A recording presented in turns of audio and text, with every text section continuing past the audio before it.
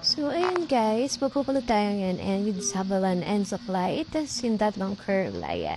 So, supply muna tayo, ayan. After mag-supply, naligo na ako niyan. So, matigas talaga siya. So, hairspray din ako kahapon. So, ayan. After that, hatiin mo siya sa tatlo kasi nga, tatlo yung pangpulot mo, diba? Syempre naman. So, ayan, kailangan pantay siya dun sa kabila. Di ko sure kung pantay yan.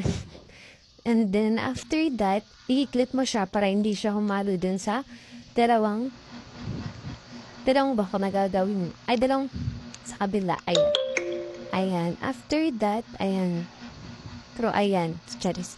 And, relax ko yung sabalan na pang hairspray. And then, spray. Dapat na tayo sa may first step. Ayan. Naharap ko siya sa camera, so okay lang yan. And then, ayan, ikot-ikot, paloob yung pag-ikot niya yan. Tapos meron siyang lock. After nun, ilalak mo siya, and then magugugis donut na siya.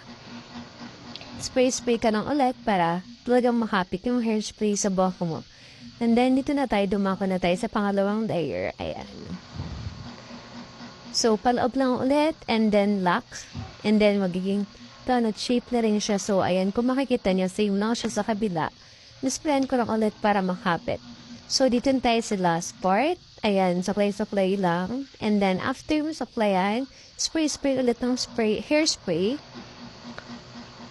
Ayan. Tapos, piling ko mali yung pagkakulot ko nito sa gitna.